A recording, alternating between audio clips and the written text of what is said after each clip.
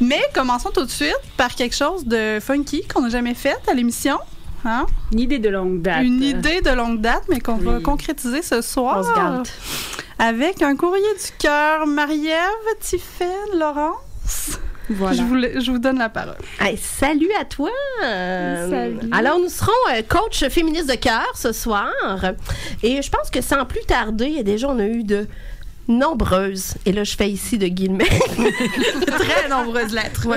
Je vous trouve un peu pudique, auditoire de gauche, sur le courrier du cœur, mais quand même, on a de quoi s'amuser ce soir pour ce courrier du cœur féministe. Et je vais tout de suite avec la première lettre qu'on va discuter.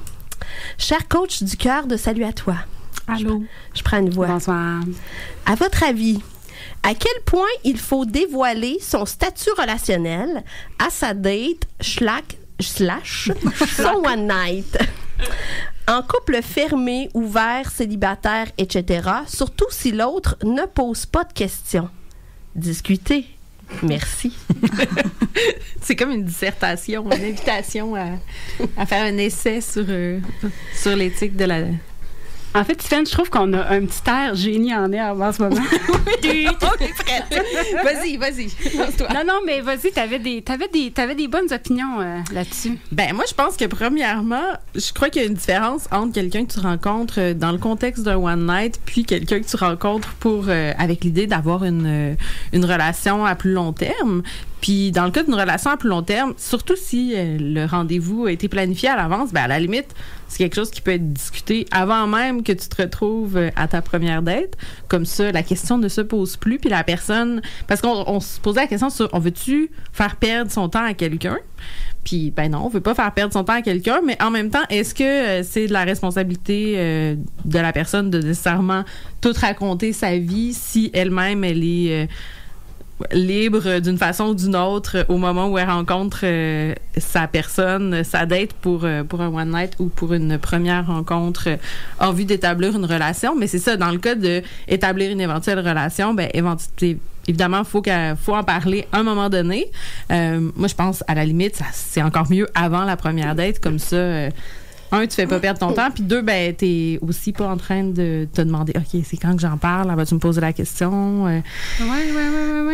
C'était ça mon premier, ma première opinion. Ouais, c'était ça ta réaction, hein? Moi, c'est drôle, hein? Je le prenais vraiment pas sous l'optique de perdre son temps, là, dans le sens que j'ai perdu beaucoup de temps dans ma vie, fait qu'un peu plus, un peu moins. Rendu là. C'est plus... moi, en fait, je devrais faire un courrier qui s'appellerait, tu sais, Ask an Anxious Person, là, demander à une personne anxieuse.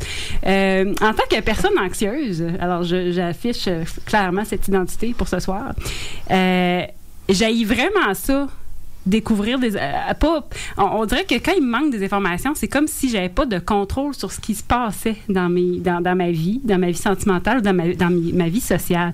Puis, je pense que je trouverais ça vraiment compliqué et vraiment... Ben, pas compliqué, en fait, juste très, très, très anxiogène de me rendre compte le lendemain d'un one night que, finalement, la personne avec qui j'ai eu une aventure est en couple avec telle personne que finalement, peut-être que je la connais. Tu sais, on s'entend que, surtout Auditoire de Québec, votre milieu est quand même un peu limité. Donc, insinues-tu qu'on French entre nous, parfois? Non. Donc, moi, je serais du genre à essayer de donner toutes les informations possibles. Ça n'a pas besoin d'être quelque chose de très formel. Tu sais, tu peux glisser subtilement dans la conversation. Ah ouais, mon amoureux, mon amoureuse, mon friend, je pense que telle affaire. Et, tu sais, la table est mise. Là, l'information est là. C'est ça. Mais moi, je suis très, très pro. Je pense que la communication, c'est très sexy. Moi, je suis adepte du flou. Je suis bien dans le flou. En fait, je pense que la question de base qu'il faut se poser, c'est est-ce que c'est clair pour moi ce que je cherche? Moi, dans la vie, c'est pas clair. Fait que ça devient difficile un peu d'identifier quand est-ce qu'il faut dire ben ça va être quoi mon statut, tout ça, parce que mon statut, il peut changer. Je pourrais avoir envie d'une relation fermée avec telle personne, d'une relation ouverte avec d'autres, ou de crisser dehors la personne pour une autre personne. Tu sais, fait que... Ah, c'est que t'es anxiogène. Oui. Oui. Avis à toutes les personnes anxiogènes, ne me date pas. Je ne suis pas aidante. Fait que, puis c'est ça, tu sais, je veux dire, oui, il y a comment, je pense que si c'est clair pour toi, ce que tu veux, ce que tu cherches comme relation, ce que, tu sais, vraiment vers quoi tu t'identifies, oui, ça peut être une hypothèse, mais il faut vraiment se poser, je pense, la question de base, est-ce que c'est clair pour toi, tu sais, parce que c'est ça. Pour moi, un statut peut changer tout dépendant de la personne que je rencontre et tout ça. Fait que j'aurais de la misère à dire il faut que ça se fasse un premier ou ça se fera un moment donné. Fait que je réitère mon admiration pour le flou et tout ce que ça amène. Puis aussi, tu sais, un peu dans le même ordre d'idée de le monde se connaît à Québec, mais dans d'autres contextes où le monde se connaît pas, ben peut-être que tu as un petit peu moins de responsabilité de dévoiler les détails de ta vie amoureuse à l'avance s'il n'y a pas de lendemain et pas de chance de se croiser sur la rue Saint-Joseph. Oui, peut-être. Ça se peut que tu le saches déjà que la personne elle voit quelqu'un d'autre. Fait que non, puis c'est correct aussi, mais tu sais, si je peux me permettre de faire une espèce de tangente là, c'est que j'ai l'impression que, surtout dans les milieux militants, alternatifs, progressistes, c'est comme des fois un peu mal vu aussi d'avoir des réticences à s'embarquer dans, avoir des contacts parce que t'as pas le goût d'être impliqué dans des relations ouvertes ou des relations avec multiples partenaires.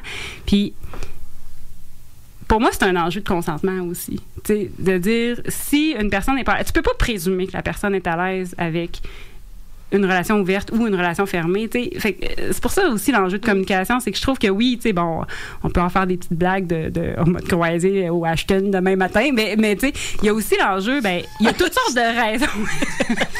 Demain matin. Je me dévoile donc. Une adepte de la poutine. La poutine matinale. Ben, c'est un lendemain de veille, là. En tout cas. Mais c'est ça, je pense que, tu sais, il y a toutes sortes de raisons de pas vouloir s'impliquer dans des relations ouvertes qui sont pas nécessairement parce que je suis stiff et bourgeoise. Et quand même que ça serait ça, ben ça m'appartient aussi. Puis, tu sais, je pense qu'il y a ce respect-là aussi du consentement. Le fait d'adopter des valeurs libertaires, c'est pas une excuse pour faire chier. Alors, voilà.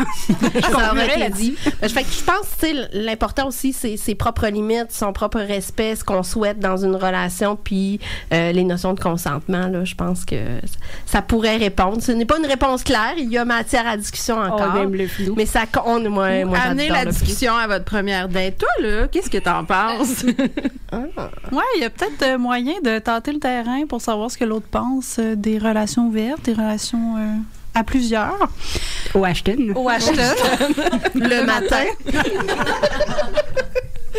Merci les filles. J'espère que ça aura répondu un peu à cette personne qui s'interrogeait sur les statuts dans les dates.